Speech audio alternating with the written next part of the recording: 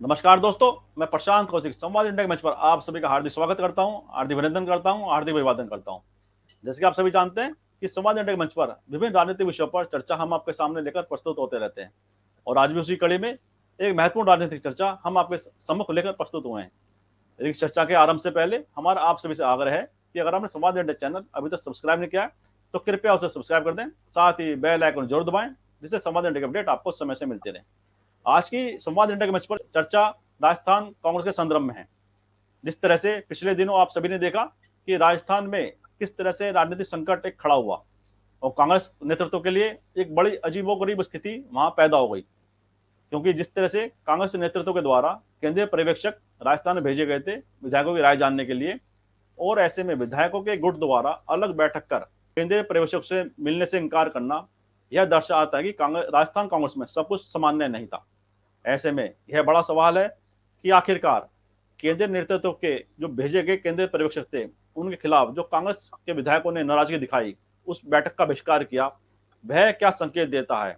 ऐसे में जो राजस्थान के मुख्यमंत्री अशोक गहलोत हैं उनकी भूमिका पर भी सवाल या निशान खड़े हो गए। ऐसे में जो कांग्रेस का राष्ट्रीय अध्यक्ष चुनाव होने जा रहा है उसमें अशोक गहलोत एक संभावित अध्यक्ष के तौर पर देखे जा रहे थे। ऐसे में क्या उस भूमिका में भी अशोक गहलोत की जो असर था वह कमजोर हुआ है और राजस्थान में भी क्या अशोक गहलोत के हाथ से मुख्यमंत्री कुर्सी जा सकती है। ऐसे बहुत सारे सवाल इस समय राजनीतिक गलियारों में हैं। इन्हीं सवालों को जानने के लिए हमने हमारे साथ आज कुछ वरिष्ठ पैनल हमारे साथ जुड़ा हुआ है। उनसे हम जानते हैं कि राजस्थान की राजनीति किस दिशा में जा रही है, साथ ही कांग्रेस की राष्ट्रीय राजनीति भी जो उनका राष्ट्रीय अध्यक्ष का चुनाव होने जा रहा है उसमें वह क्या संभावना देख रहे हैं, क्या परिवर्तन देख रहे हैं। इन सब विषयों पर हमारे साथ आज अपनी बात रखने के लिए बहुत ही वरिष्ठ पैनल जुड़ा हुआ है। हमारे साथ निर्मल गुप्ता जी हैं जो कि वरिष्ठ पत्रकार होने के साथ साथ वरिष्ठ साहित्यकार भी हैं और अपनी जो राजनीति पर उनकी समझ है, उनका जो अनुभव है उसको वो बड़े बेबाकी से रखने से जाने जाते हैं।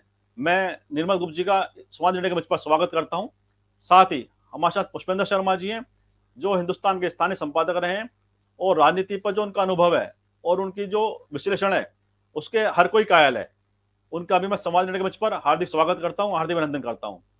इसके साथ हमारे साथ प्रवीण कुमार जी हैं जो इस समय हैदराबाद की राजनीति को बड़ी बारीकी नजर से देख रहे हैं और किसी दिन उनके साथ एक तेलंगाना हैदराबाद की राजनीति पर भी हम अलग से चर्चा करेंगे। लेकिन आज हमारे साथ वो राजस्थान की राजनीति पर अपने विश्लेषण प्रस्तुत करने के लिए हमारे साथ जुड़े हुए हैं।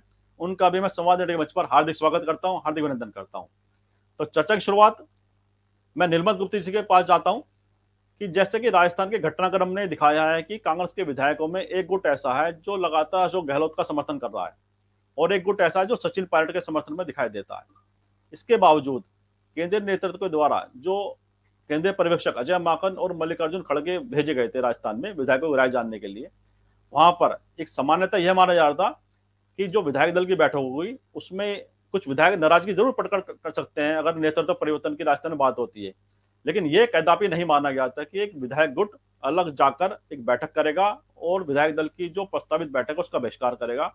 उसके पश्चात इस्तीफा सीपी जोशी जो विधानसभा अध्यक्ष उन्हें सौंप देगा। तो ये जो घटनाक्रम था इसे तो कोई मान नहीं रहा था। ऐसे में आप क्या देखते हैं, क्या आप सोचते हैं कि ऐसा क्यों हुआ और इसके परिणाम कांग्रेस की राजस्थान की राजनीति पर क्या प्रभाव दिखाएंगे? निर्मल गुप्ता जी। कांग्रेस में जो हुआ है, इसके राजस्थान में जो हुआ है इसके होने की आशंका पहले से थी और मैं ये बिल्कुल मानने को तैयार नहीं था कि ये इतनी आसानी से और इतनी स्मूथली एक राज्य का मुख्यमंत्री जो कि अच्छा खासा लोकप्रिय है वो बदल जाएगा और उसकी जगह दूसरा आ जाएगा। और इन्होंने जो आला कमान ने जो अपने ऑब्जर्वर्स वहां भेजे, मुझे ऐसा लगा कि उनकी भी वहाँ के स्थानीय सिनेरियो को समझने में उनकी भी ठीक उनका आकलन सही नहीं था, क्योंकि जिस तरीके से वो सारे मसले को लेकर चले उसमें विद्रोह तो होना ही था, और पर विद्रोह इतना ज्यादा होगा या इस रूप में होगा कि कांग्रेस की अध्यक्षा की बातों को भी इस तरह से एकदम से नकार दिया जाएगा, ये आशंका तो फिर भी किसी को नहीं थी। पर इसके बावजूद जो हुआ है ये ऐसा होने की उम्मीद तो थी, और इसका असर ये होगा कि कांग्रेस ने जो एक राजनीतिक हलकों में अपनी यात्रा के जरिए, राहुल गांधी की यात्रा के जरिए हलचल मचाई थी, उससे जो प्रभाव, जो पॉजिटिव सकारात्मक असर जो होना था, वो बहुत हद तक न्यूट्रलाइज हो गया। अब क्योंकि एक तरफ बहुत दिनों बाद कांग्रेस ऐसा लगा था जैसे नींद से जाग गई हो, बहुत बार ऐसा लगा था कि एक मजबूत विपक्ष की अगुवाई करने की दिशा में कांग्रेस आगे बढ़ रही है। पर इस घटनाक्रम से हुआ अच्छा, दूसरी बात ये थी कि इतनी जल्दी इनसे इस्तीफा मांगने की जरूरत ही क्या थी? पहले चीजों को देखा जाता, परखा जाता। अभी तो नॉमिनेशन पेपर सिर्फ खरीदे गए हैं, ना तो वो भरे गए। और हर जगह होता ये है कि यदि आप विधानसभा के सदस्य हैं और आप लोकसभा का चुनाव जीत जाते हैं, तब भी आपके पास 6 महीने का समय होता है कि आप उसमें से जहाँ की एक जगह की सदस्यता जहाँ की रखना चाहें वहाँ की रखें और दूसरी जगह की छोड़ दें। यहाँ इस पूरे मामले में जितनी बचकानेपन से और जितनी जल्दबाजी से काम लिया गया, उससे कहीं ना कहीं वहाँ के चुने हुए जनप्रतिनिधियों ने अपने आप को अपमानित महसूस किया, या ऐसा लगा कि जैसे उनको नजरअंदाज किया जा रहा हो।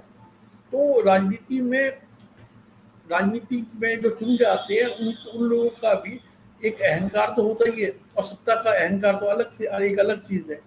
तो मेरे ख्याल से कांग्रेस का ये कदम जो है, जो राजस्थान का जो घटनाक्रम है, वो आगे आने वाले समय में काफी घातक साबित होगा, ऐसा मुझे लग रहा है। बिल्कुल सही कहा आपने कि एक ऐसा घटनाक्रम हुआ है कि जिसने कांग्रेस के साथ साथ सभी राजनीतिक विश्लेषकों और जो राजनीति को जानते समझते हैं उन सबको चौंका दिया। मैं पुष्पेंद्र जी के पास जाता हूँ इस सवाल को लेकर। जैसे कि निर्मल जी ने कहा कि ऐसी उम्मीद शायद किसी को नहीं थी कि ऐसा घटनाक्रम होगा। ये तो था कि नाराजगी जाहिर करेंगे विधायक, लेकिन इसके पीछे कहीं अशोक गहलोत की जो भूमिका है वो भी सवालों की कैटेगरी में आती है। और क्योंकि जिस तरह से केंद्रीय नेतृत्व के द्वारा पर्यवेक्षक जो भेजे गए थे, उनको एक तरह से अपमानित होने का एक उन्हें अनुभव हुआ कि, और अजय माकन के बयान में वह गुस्सा और नाराजगी दिखाई भी देती है किस तरह से हुआ। लेकिन जिस तरह का घटनाक्रम था, इसमें यह माना जा रहा था कि अशोक गहलोत एक राष्ट्रीय भूमिका में जा रहे हैं और सचिन पायलट राजस्थान की मुख्यमंत्री बनने जा रहे हैं, कि आपसी अंडरस्टैंडिंग कहीं ना कहीं दिखाई देती थी। हो सकता है उसी परिप्रेक्ष्य में यह विधायक दल की बैठक बुलाई गई थी। लेकिन जिस तरह से शांति धारीवाल के आवास पर एक बैठक आयोजित हुई और शांति धारीवाल का स्टेटमेंट भी बाहर आया, आपने भी देखा होगा, तो ये जो नाराजगी थी विधायकों की, ये जो दर्शा रही है कि निश्चित रूप से सचिन पायलट के पक्ष में ज़्यादा विधायक नहीं है, लेकिन जो अशोक गहलोत की भूमिका थी वह तो कमजोर हो गई है, हर कोई मान रहा है। तो ऐसे में अशोक गहलोत के जो राष्ट्रीय भूमिका में माना जाता है वह तो शायद परिदृश्य से अब नाम हट गया है, अन्य नाम कुछ नाम जुड़ते दिखाई दे रहे हैं। इस बारे में आपका क्या नजरिया? प्रशांत जी को नमस्कार, निर्मल भाई साहब को और प्रवीण जी के साथ आपके सभी दर्शकों को मेरा नमस्कार। आज राजस्थान पे सबकी निगाहें टिकी हुई हैं और आपने बड़ा अच्छा विषय चुना, लेकिन एक बड़ा खराब सी पंक्ति मुझे याद आ रही है जो बड़ी शोभनीय तो नहीं है पर एक फिल्मी डायलॉग है, शायद आपको भी याद होगा। बड़ी कुत्ती चीज है राजनीति। एक गॉड मदर फिल्म आई थी जिसमें ये डायलॉग बोला गया था। तो राजनीति वाकई ही क्या इतनी खराब है या ये हो गई है? होता ये है कि राजनीति में भी जब डंडा मजबूत होता है आला कमान का तो सब चीजें सही होती हैं। और जो दुर्दशा हो रही है, हारे जा रही है कांग्रेस सब जगह, तो उससे आला कमान की पकड़ जरूर कमजोर हुई है। इस संबंध में दो चीजें पुरानी याद दिलाना चाहूंगा। जब इंदिरा गांधी राजनीति में पूरी तरह से सक्रिय नहीं हुई थी और उनकी उम्र शायद सिर्फ 59 साल के करीब थी, तब केरल में भी यही हुआ था और वो पहला उदाहरण था देश में शायद राष्ट्रपति शासन लागू होने का। आके उन्होंने नेहरू जी को रिपोर्ट दी और राष्ट्रपति शासन लागू हुआ। इससे बाद में भी हम चलते हैं, फिर वो धारा 376 प्रयोग होने लगा, ज्यादातर होने लगा।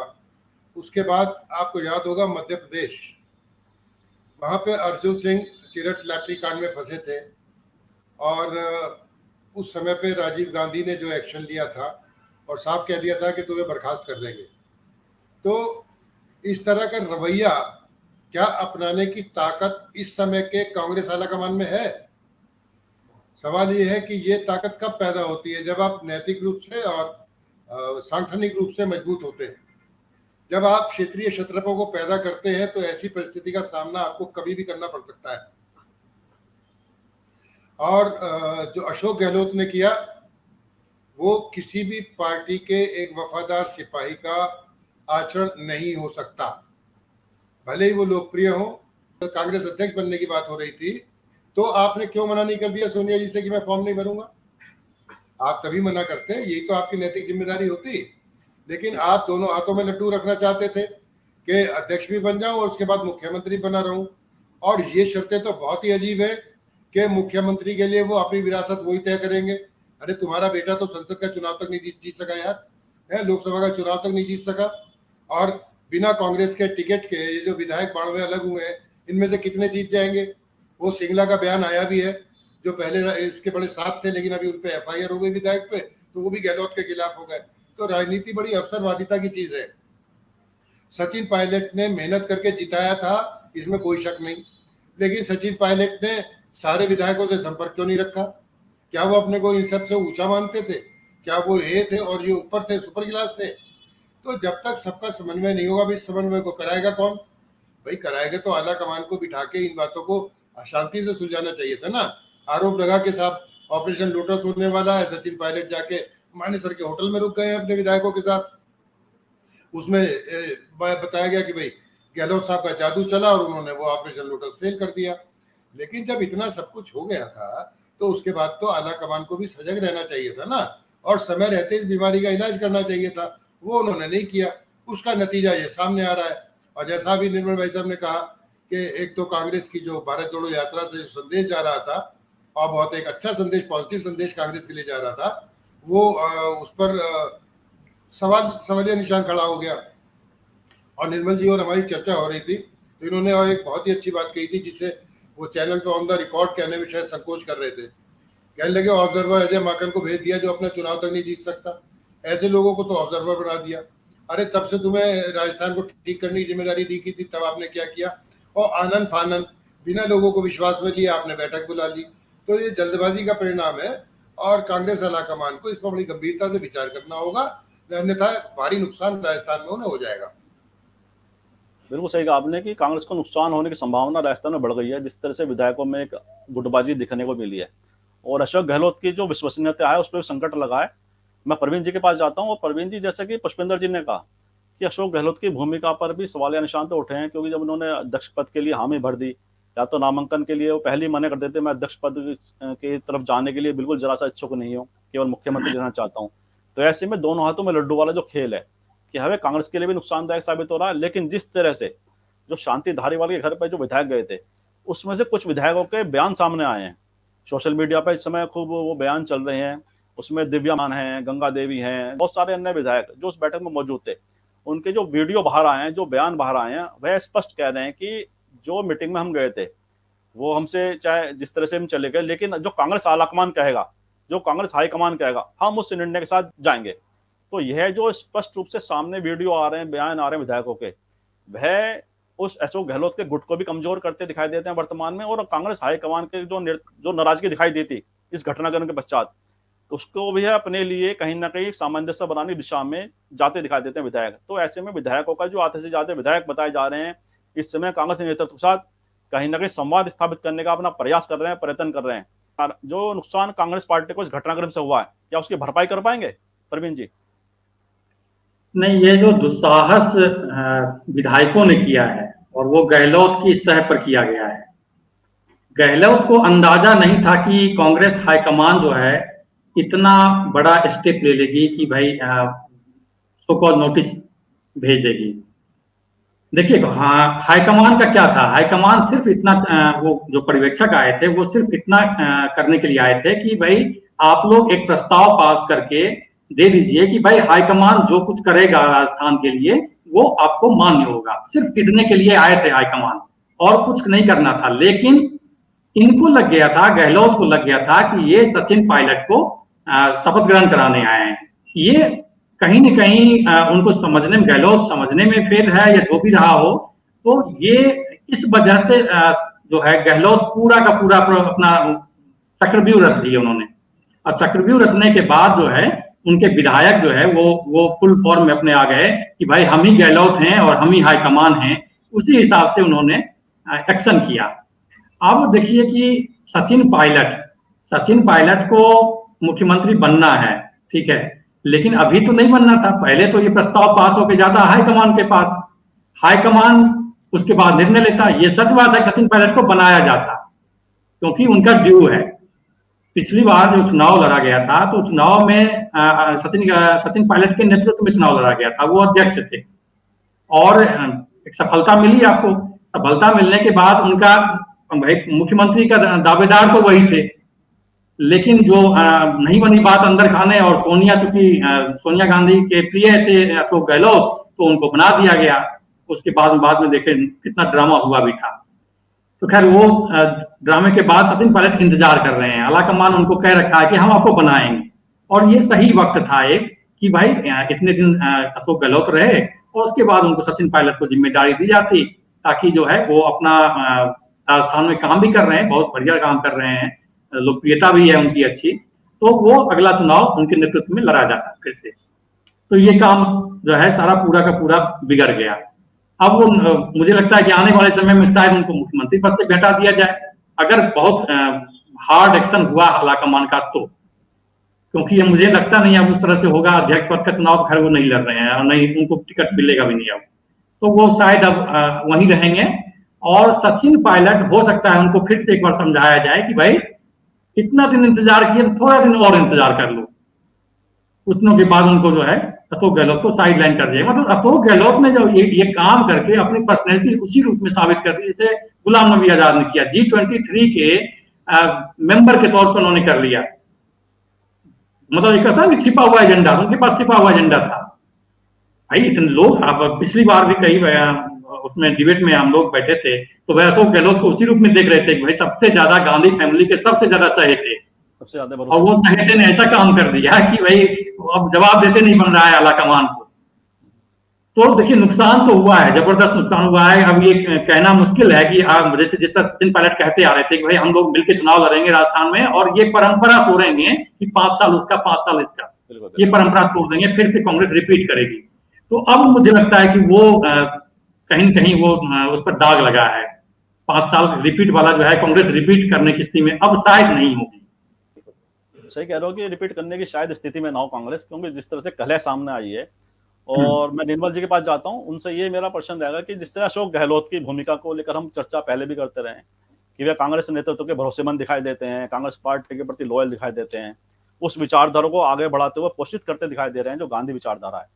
लेकिन जो घटनाक्रम घटित हुआ है उसने अशोक गहलोत की जो पिछले 40, 45, 50 साल की जो उनकी राजनीतिक एक यात्रा थी, और उसमें सबसे बड़ी बात थी उनकी केंद्रीय नेतृत्व के प्रति ईमानदारी और भरोसा, उस पर निश्चित रूप से सवाल लगा है, वो निश्चित रूप से घटी है। और अशोक गहलोत का अगर बयान को देखें हम पहले पूर्व में हमेशा जो आते हैं कि मेरा इस्तीफा तो सोनिया गांधी के पास रखा हुआ है, वह कभी भी इसका इस्तेमाल कर सकती हैं, और पूरी तरह से हाईकमान के प्रति निष्ठा व्यक्त करने वाले नेता के तौर पर देखे जाते थे। लेकिन ये एक घटनाक्रम ने उस सारी लॉयल्टी को, उस सारी निष्ठा को, उस सारी राजनीतिक ईमानदारी पे ऐसा प्रश्न लगा दिया जिससे निकलना अशोक गहलोत के लिए शायद ही बहुत बड़ा मुश्किल काम होने जा रहा है। तो इस पे आपका क्या प्रतिक्रिया, आप क्या समझते हैं इस पे? देखिए, आज की तारीख में कोई भी निस्वार्थ सेवा नहीं करता, राजनीति में तो कम से कम नहीं करता। तो जो इसने गहलोत साहब ने करा है उससे जो डैमेज हुआ है वो कांग्रेस को इतना हुआ है जिसका कि खामियाजा कांग्रेस को आगे आने वाले कई चुनावों में चुकाना पड़ेगा। और एक बात इनके एक्शन से एक बात और साबित हो गई कि अब आला कमान की वो हनक नहीं है जो कभी हुआ करती थी, वरना सोनिया गांधी जिस मामले में डायरेक्टली इन्वॉल्व हो और वहाँ इस तरह से मीटिंग हो जाए और इस तरह से रेजोल्यूशन पास हो जाए और तमाम तरह की शर्तें लोग लगाने लगे, ये तो फिर आश्चर्यजनक है। आश्चर्यजनक है तो फिर ये तो फिर जो संगठन की यानी जो हमारे संगठन करता है उनकी प्रबंधन क्षमता के ऊपर भी तो एक सवालिया निशान है कि जब उनकी बात कोई पार्टी में सुन ही नहीं रहा। और अभी पुष्पा ने एक शब्द इस्तेमाल किया था, अच्छा लगा मुझे, वो स्थानीय छत्रप, ये क्षेत्रीय छत्रप जो है, इनको छत्रप जो है इनको आपने इतना मजबूत बना दिया है कि एक तरह से देखा जाए तो वो आज की तारीख में पार्टी की ऑथोरिटी को, जो इतनी 100 साल से भी अधिक पुरानी पार्टी है, उसकी ऑथोरिटी को सीधा चैलेंज करने की स्थिति में आ गए हैं। और इसी वजह से ये पार्टी आगे नहीं बढ़ पा रही है, ये निरंतर इसका जो पतन हो रहा है, क्योंकि अब ये समझ लीजिए सितंबर का महीना चल रहा है और अधिकतर महत्वपूर्ण चुनाव जो हैं 23 और 24 में तो राष्ट्रीय स्तर पर होने ही होंगे, इससे पहले राजस्थान में और अन्य राज्यों में, गुजरात वगैरह में सब जगह चुनाव होंगे। तो इस मैसेज के साथ, इस अनुशासनहीनता के साथ जब पार्टी आगे जाएगी तो वो कैसे परिणाम सामने लेकर आएगी, इसके लिए किसी ओपिनियन पोल कराने की जरूरत नहीं है। हर आदमी मुंह दबा के धीरे धीरे हंस रहा है या अंदर ही अंदर कुड़ रहा है, क्योंकि ऐसा बिल्कुल लगने लगा था कि अब कांग्रेस एक सही दिशा की ओर कदम बढ़ा रही है, पर पहले कदम पे ही आत्मघात हो गया, पहले कदम पे ही एक तरह से कहा जाए विश्वासघात हो गया। तो फिर अब आगे आप कैसे क्या करेंगे? और इसी से लोग क्लू लेकर और राज्यों में भी जहां पे भी आप कुछ करने की कोशिश करेंगे, वहीं पर कोई ना कोई इस तरह का अशोक गहलोत टाइप का आदमी खड़ा हो जाएगा और सामने आ जाएगा। और ये बात नहीं सचिन पायलट की, तो सचिन पायलट ने अपने नेतृत्व में चुनाव जितवाया, सारी बातें सही है, पर आज की तारीख में सिर्फ 20 विधायक भी उनके साथ नहीं है। तो आप कैसे नेता हैं जो आपके साथ में कुल मिला के 10-20 लोग भी आपके साथ में नहीं? यदि ऐसा है तो फिर बड़ी भारी समस्या है पार्टी में। इसका मतलब है कि वो अशोक गहलोत को जो जादूगर और जने क्या क्या कहते हैं, वो शायद सही कहते हैं, है उनके पास जादू नहीं है तो हाथ की सफाई है, कुछ ना कुछ तो है। जादू नहीं तो हाथ की सफाई है, कह रही है, बड़ा रिमार्क आपने दिया है।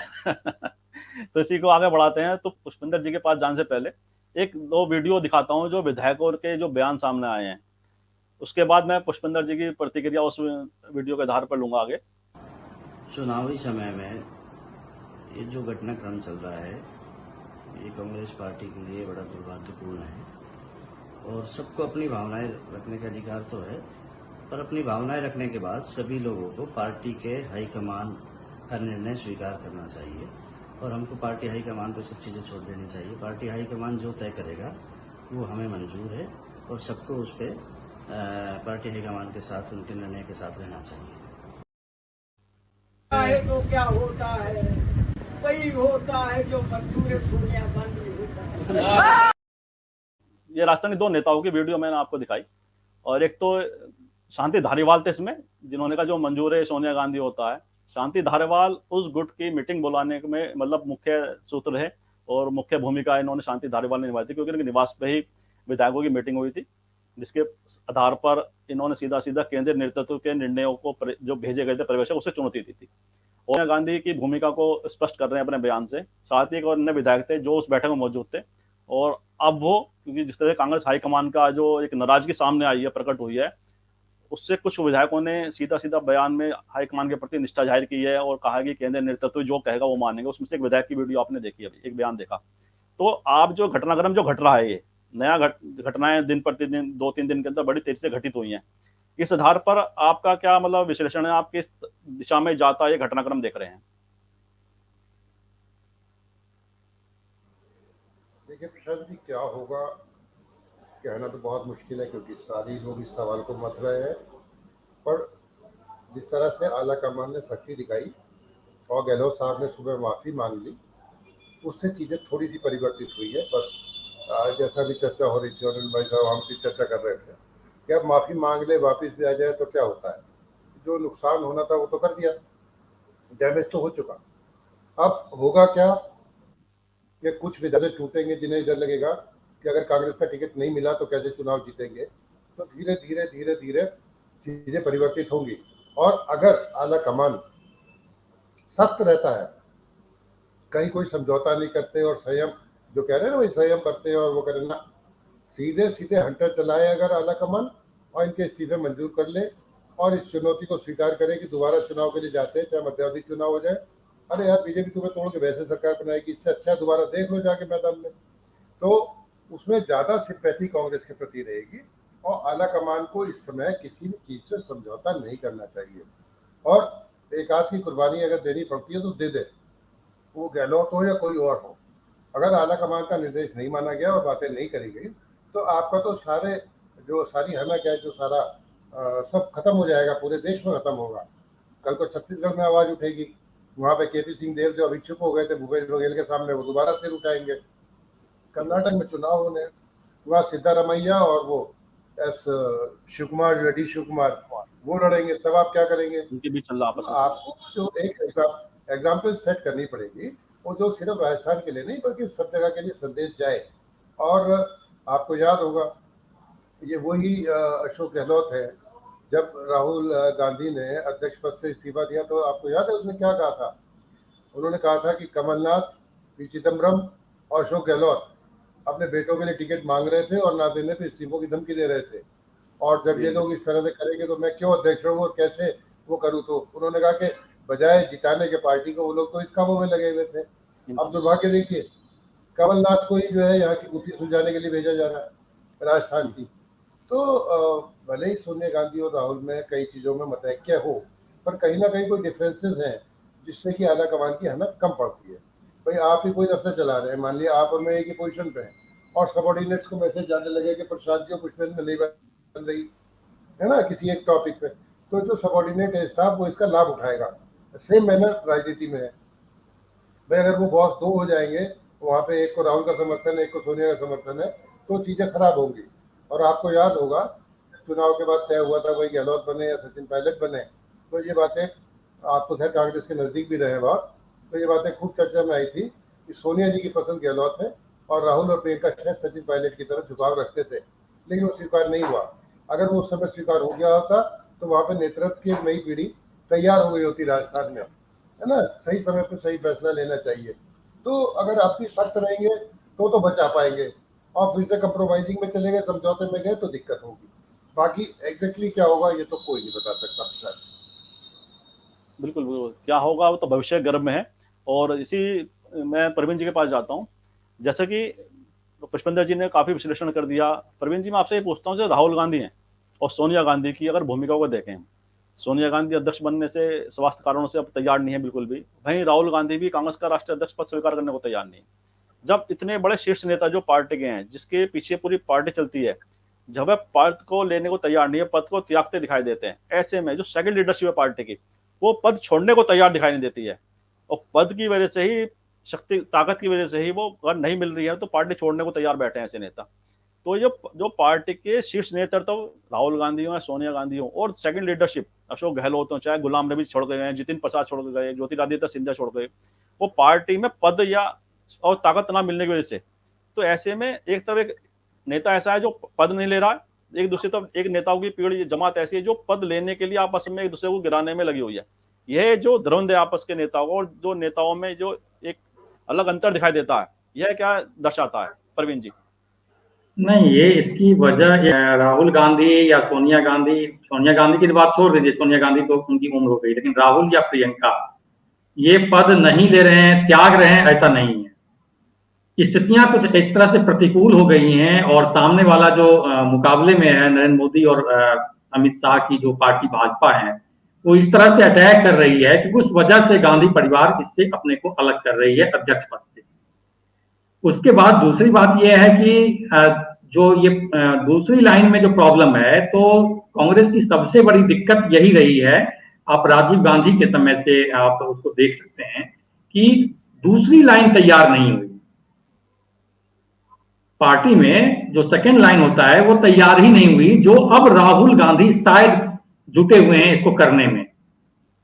तो दूसरी लाइन पार्टी में है नहीं, तो फिर किसको बनाएंगे आप? और जो लोग छोड़ के गए हैं या जो लोग पद की डिमांड कर रहे हैं, वो सारे लोग ऐसे ही लोग रहे कि जो भाई अब पार्टी सत्ता में नहीं है, केंद्र की सत्ता में नहीं है, स्टेट में 2 स्टेट बचे हैं, तो आपको कहां से पद मिलेगा और कहां से क्या सत्ता मिलेगी? तो वो जब पार्टी सत्ता में थी, तो आप देखिए ज्योतिरादित्य सिंधिया को भी भाई जितने कम उम्र में मंत्री बने 2 बार सेंटर में, सचिन पायलट मंत्री बने, गुलाम नबी आजाद को आप देखिए तब से लेके जब से वो राजनीति में तब से लेके कांग्रेस में मिला है उनको। तो ऐसा नहीं है कि जब कांग्रेस की सत्ता होती थी तो इन लोगों को चीजें नहीं मिली, लेकिन आज 10 साल से सत्ता में नहीं है तो चीजें कहां से मिलेगी? तो ये तो तय बात है कि भाई राजनीति में भाई सब कुछ है तब तो ठीक है, सत्ता है तब तो हम यहाँ रहेंगे, और नहीं रहेंगे तो नहीं रहेंगे। और सामने में भाजपा जैसी पार्टी है जो भाई किसी भी कीमत पर ले आओ, तोड़ के ले आओ कांग्रेस मुक्त अभियान में। तो इस वजह से जो है दिक्कतें हो रही हैं। सेकंड लाइन अगर आप तैयार किए होते, आप राजीव गांधी वाले से देखिए कि भाई जितने लोग हैं, मास लीडर कितने लोग उसमें निकले, सब ड्राइंग रूम पॉलिटिक्स करते रहे, और वही सारे लोग हैं जो आज राहुल गांधी के लिए, प्रियंका गांधी के लिए मुश्किल का सबब बने हुए हैं। जो सबको चाहिए, बैठे बिठाए सब चीज चाहिए, राज्यसभा चाहिए। सारे लोग क्या कपिल सिब्बल और तमाम गुलाम नबी आजाद क्यों गए? राज्यसभा नहीं मिला इसलिए गए हैं वो, उनको मिल जाता तभी यहां बैठे रहते। तो इस वजह से चीजें हो रही हैं, और आने वाले समय में अभी देखिए अब राहुल गांधी इस चीज को मान के चल रहे हैं अब कि छत्तीसगढ़ है, राजस्थान है, ये भी चला जाए तो भी ठीक है, कोई दिक्कत नहीं, हम जीरो से शुरू करेंगे। तो आने वाले समय में, पिछले डिबेट में भी हम लोगों ने बात की थी कि राहुल गांधी के समय 20 साल 25 साल की राजनीति है, इसलिए वो बहुत जल्दबाजी में नहीं है, बहुत आराम से वो काम कर रहे हैं। पार्टी कितना गिरेगी अब, इससे ज्यादा कितना गिरेगी अब तो जो भी है वो प्लस ही होगा, खोने के लिए अब कुछ नहीं है कांग्रेस। तो इस वजह से अब बहुत कूल होकर काम कर रहे हैं राहुल गांधी और सोनिया। हाँ, ये बात जरूर है कि राहुल गांधी और सोनिया गांधी की जो राजनीति है उसमें वो क्या बोलते हैं, एकरूपता नहीं है, दोनों तालमेल नहीं है दोनों में। राहुल गांधी कुछ अपने तरीके से सोचते हैं और सोनिया गांधी वो बहुत लिबरल हैं, उस तरीके से सोचती हैं। वो पुराने लोगों को ज्यादा तरजीह है उनके, राजीव गांधी के सब कोठरी के लोग हैं तो उनको ज्यादा भाव देते हैं वो। तो इस वजह से ये दिक्कतें पैदा हो रही हैं, एक गैप है, जनरेशन गैप कह सकते हैं उसको। तो आने वाले समय में मुझे लगता है कि कुछ ठीक होने की दिशा में ही चीजें जाएगी। अभी जितना बिगड़ना होगा बिगड़ जाएगा, कोई दिक्कत नहीं है। 2024 का इंतजार कर लेंगे राहुल गांधी, कोई दिक्कत नहीं है। जी जी, बिल्कुल सही कहा कि राहुल गांधी अभी इंतजार करने की स्थिति में है। लेकिन ये सवाल तो ये बनता है कि राहुल गांधी की जो भारत जोड़ो यात्रा है, जैसे निर्मल जी ने भी उस पर कहा था कि उसे नुकसान पहुंचा है, तो ये घटनाक्रम है राजस्थान का कि भारत जोड़ो यात्रा को जो प्रमुखता मिल रही थी, चर्चा जो हो रही थी, जिससे लग रहा था कि कांग्रेस में एक ताकत पैदा हो रही है, एक संजीवनी के तौर पर भारत जोड़ो यात्रा काम कर रही है कांग्रेस के लिए, तो उसको ड्रैल करने की तरफ तो ये घटनाक्रम नहीं जाता है। और कांग्रेस जो घटना राजस्थान वाला हुआ है, इससे भारत जोड़ो यात्रा किस स्तर तक प्रभावित हो सकती है? मैं निर्मल जी से ये सवाल पुनः करता हूँ। देखिए, इसका जो असर जो है वो कब तक नहीं होगा, क्योंकि जो भारत जोड़ो का जो एक अच्छा रिस्पॉन्स मिलना शुरू हुआ था, मीडिया ने भी उसी तवज्जो देना। हाँ, इस एक घटना से ये जितना नुकसान हो सकता था संगठन को वो हो चुका है। और इसको ये सब जैसे अभी आप प्रशांत कह रहे थे कि ये सोनिया में और राहुल में मतैक्य नहीं दिखाई देता। देखिए, जो पढ़ा लिखा होगा, बुद्धिजीवी होगा, वो किसी न किसी स्तर पे, देखिए जनरेशन का असर भी होता ही है, और एक हमारे पालन पोषण का और सांस्कृतिक असर भी हमारी विचारधारा पे परिलक्षित होता ही होता है। तो मतैक्य ना होना कोई खास बात नहीं है, और यदि मतभेद के बीच में से ही कभी कभी अच्छे और बढ़िया रास्ते भी सामने निकल के आते हैं। और चाहे सोनिया गांधी हो, चाहे वो राहुल हो, सब अल्टीमेटली पार्टी का हित ही चाहते हैं। कोई नहीं चाहता कि ये पार्टी जो है पतन के गर्त में चली जाए। पर ये जो स्थानीय यानी ये जो लोकल लीडर्स है, जो इनको जो जरूरत से ज़्यादा जो तवज्जो दी गई है और समय पर ठीक स्टेप नहीं उठाए गए। देखिए, उसी समय मध्य प्रदेश का चुनाव हुआ था, उसी समय राजस्थान का चुनाव हुआ था। दोनों ही जगह जो लीडरशिप का चयन कांग्रेस ने किया वो दोनों ही गलत थे। उसी समय जब यदि ये माना जाता है कि सचिन पायलट उस जीत के पायलट थे, तो फिर उनको ही उसी वक्त उनको ही क्यों नहीं आगे प्रमोट किया गया? इसी तरह से ज्योतिरादित्य सिंधिया को उसी समय मध्य प्रदेश में क्यों नहीं प्रमोट किया गया? उनकी जगह ये जो हमने अशोक गहलोत को और उधर कमलनाथ को, इन लोगों को आगे किया, तो इसका कोई आपको बहुत दूर तक कोई लॉजिक दिखाई तो देगा नहीं। और राजनीति हो या आम जिंदगी हो, बिना लॉजिक के इलॉजिकल अप्रोच जो है कभी कभी आपको क्षणिक लाभ तो दे सकती है, पर वो बहुत आगे समय में काम नहीं करती। इसलिए जो नीतियां बनाई जानी चाहिए, जो काम किए जाने चाहिए या जो निर्णय लिए जाने चाहिए राजनीति में, उसमें दूरंदेशी जरूर होनी चाहिए। जब तक हम दूर तक देखेंगे नहीं, तब तक ऐसा ही होगा जैसा डिबेकल अब हुआ है। बिल्कुल सही, हमें दूर तक देखने की बड़ी आवश्यकता है। और कार्यक्रम के अंतिम पड़ाव चलते हैं पुष्पेंद्र जी से, उसके बाद मैं प्रवीण जी से आखिरी रिमार्क लूंगा। जैसे कि सचिन पायलट की जो इस समय उम्र है लगभग 45 साल के आसपास है, और ऐसे राहुल गांधी के पास भी राजनीतिक जीवन जैसे प्रवीण जी ने कहा था 20-25 साल का आराम से जीवन है। तो ऐसे में जो घटनाक्रम घटा है राजस्थान वाला, इसमें जो सचिन पायलट के द्वारा जो एक पिछले 2 वर्ष पहले जो एक घटनाक्रम हुआ था कि वो अपने विधायकों के गुट को लेकर अलग चले गए थे और सरकार के अस्तित्व पर संकट लग गया था, उसने जो सचिन पायलट को नुकसान किया था राजनीतिक रूप से, क्या इस घटनाक्रम में उसकी भरपाई कर दी है? सचिन पायलट का शांत रहना, चुपचाप रहना, पूरे घटनाक्रम पर कोई प्रतिक्रिया न देना, और अशोक गहलोत जो प्लस दिखाई देते थे, ऊपर दिखाई देते थे सचिन पायलट से, उनकी भूमिका कमजोर तो निश्चित रूप से हुई है। तो सचिन पायलट की जो भरपाई हुई है, क्या उनके लिए ये बेहतर है ये घटनाक्रम राजनीतिक रूप से? नहीं, उनके लिए बेहतर तो बस इसलिए है कि वो फिर से मुख्यमंत्री बनते बनते रह गए, है ना, और उन्हें और इंतजार करनी होगी। और जो उनकी उम्र है उसमें उन्हें प्रतीक्षा करने में कोई संकोच भी नहीं होना चाहिए था। जिस तरह से उन्होंने 2020 में किया था और होटलों में चले गए थे, वो कोई अच्छा काम नहीं था, है ना। और अगर आप उनके फादर राजेश पायलट को, आप तो उनके खैर साथ भी रहे हैं, और रमा पायलट को भी आपने देखा है, तो जिस तरह से वो लोग काम करते थे और जिस तरह से निष्ठा थी, आपकी निष्ठा संदेह के कटघरे में क्यों आए? आप चाहे उस समय जो भी था, ऑपरेशन लोटस था नहीं था, आप होटलों में लेके गए, तो इस तरह का विद्रोह भी तो वाजिब नहीं था ना। अगर हाईकमान का उस समय अशोक गहलोत को जैसे किया, वो जो आपने हरकत की थोड़ी सी ज़्यादा बढ़कर उन्होंने कर दी, अब इस समय जाके और साफ साफ कह दिया कि साहब ये नहीं बनना चाहिए, चाहे कोई बन जाए, पर उसका आधार तो आपने ही दिया ना भाई। उनके पास सचिन पायलट की टीम को ना बनाने का मकसद क्या है? एक ये कि भाई वो भाजपा की गोद में खेल रहे थे। असलियत ये है कि सारे विधायक एक सवाल इसमें एक सवाल ये जोड़ता हूँ, जैसा सचिन पायलट की 2020 का जो घटना थी, उसमें बगावत का नाम दिया गया, तो अशोक गहलोत के जो समर्थक विधायक थे जिन्होंने अलग गुट बनाकर सीधा इस्तीफा दे दिया विधानसभा अध्यक्ष को जाकर, तो ये भी बगावती श्रेणी में नहीं आता क्या? ये तो बड़ी बगावत है, वो तो ढकी छुपी बगावत थी, ये तो खुली बगावत है ना। इसीलिए मैंने आपसे पहले कहा था, जब आपने मुझसे सवाल पूछा था, कि डंडा कैड़ा होना चाहिए, है ना, डंडा सख्त होना चाहिए, और इनके इस्तीफे मंजूर करके नैतिक रूप से और राजनीतिक शुचिता दिखाते हुए कांग्रेस को कहना चाहिए कि हम चुनाव के लिए तैयार हैं और चुनाव में जाना चाहिए। इससे अच्छा तो कुछ हो ही नहीं सकता। जो हमारा भारतीय लोकतंत्र जिस तरह के प्रतिमान स्थापित करता रहा है, जिस तरह के मानदंड स्थापित करते रहे, जो हम अपेक्षा रखते हैं, ऐसे में चले जाना चाहिए।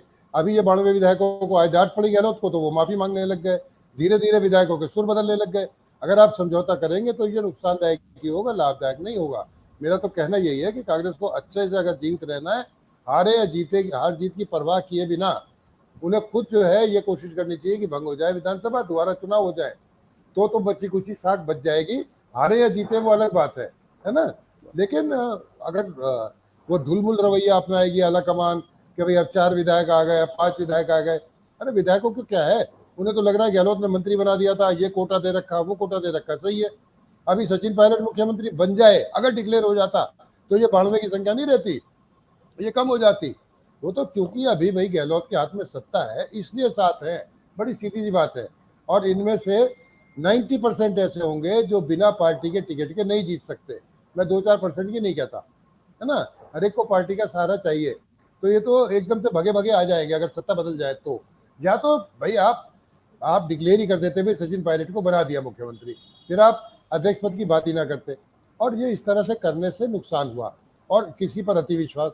अरे जब गहलोत आए थे और उसने कहा था तो उसे रहना चाहिए था। अब गहलोत वहाँ पे है नहीं, मीटिंग हो रही धारीवाल के यहाँ, माकन को भेजा।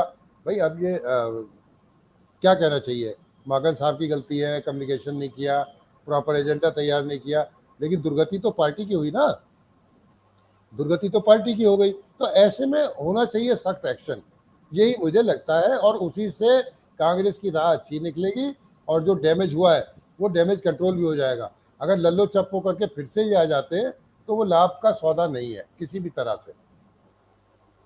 बिल्कुल बिल्कुल, आपने इसका लाभ का सौदा नहीं रहा।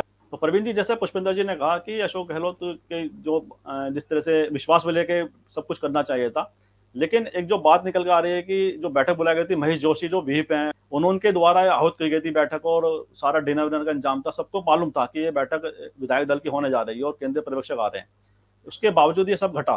तो ऐसे में जैसे पुष्पिंदर जी ने कहा कि 90% विधायक ऐसे हैं जो कांग्रेस के टिकट के अलावा जीतने की स्थिति में नहीं होंगे शायद, तो विधायक तो पाला बदल लेंगे, लेकिन क्या कांग्रेस नेतृत्व अनुशासन का जो पालन है उसके खिलाफ एक मतलब उसके अप्लाई के लिए एक बड़ा कदम उठाते दिखता है आपको? नहीं उठेगा, लेकिन वो बहुत प्रोसेस बहुत धीमा होता है यहाँ पर कांग्रेस में, और उस धीमे प्रोसेस की वजह से ही शायद बहुत सारी चीजें गड़बड़ हो जाती हैं। तो एक्शन होगा, देर से होगा, टाइम लगेगा, क्योंकि आने वाले वक्त में आप देखिए कि भारत जोड़ो यात्रा जो है वो राजस्थान से गुजरने वाली है और राजस्थान में बहुत लंबा समय रहेगी, और उसका पूरा जिम्मेदारी जो है वो सचिन पायलट के ऊपर है। तो अभी कुछ भी मुझे नहीं लगता है कि अभी कुछ एक्शन इस तरह से लिया जाएगा। और जहां तक वो बात है वो विधायकों के विद्रोह की, तो पुष्पन जी ने बहुत सही बात कही है कि सत्ता जो होती है ना उसमें बड़ी ताकत होती है। अगर आज गहलोत के पास सत्ता है तो सारे विधायक गहलोत के साथ हैं। अगर सचिन पायलट को बिठा देते आप लाके तो देखते कि उसमें से 2-4 हो सकता था, जा सकते थे विरोध में, लेकिन मोस्टली वो चले आते। तो इसलिए सत्ता में ताकत होती है, जैसे पैसे में बहुत ताकत होती है उसी तरह से सत्ता में भी बहुत ताकत होती है। तो इस लिहाज से देखेंगे तो नुकसान तो होगा कांग्रेस को, लेकिन एक्शन में टाइम लगेगा, थोड़ा सा वक्त लगेगा। जी जी, बहुत सुंदर विश्लेषण हमारे जो वरिष्ठ पैनल है उन्होंने किया हमारे दर्शकों के लिए। बहुत अच्छी तरह से विस्तृत बातें उन्होंने रखी कि क्या संभावना हो सकती हैं जो घटा है राजस्थान में घटनाक्रम, इसके परिणाम कांग्रेस पर क्या पड़ सकते हैं, किस तरह से प्रभाव पड़ सकता है और राजनीति की दिशा में जा सकती है कांग्रेस की। इन्हीं शब्दों के साथ आज की चर्चा को विराम देते हैं और अपने दर्शकों से सभी से हम आग्रह करते हैं कि इस वीडियो को लाइक करें, शेयर करें, साथ ही समाज इंडिया चैनल को सब्सक्राइब करना, बेल आइकन जरूर दबाएं जिससे समाज इंडिया के अपडेट आपको समय से मिलते रहे। आप सभी का बहुत बहुत धन्यवाद, बहुत बहुत अभिवादन।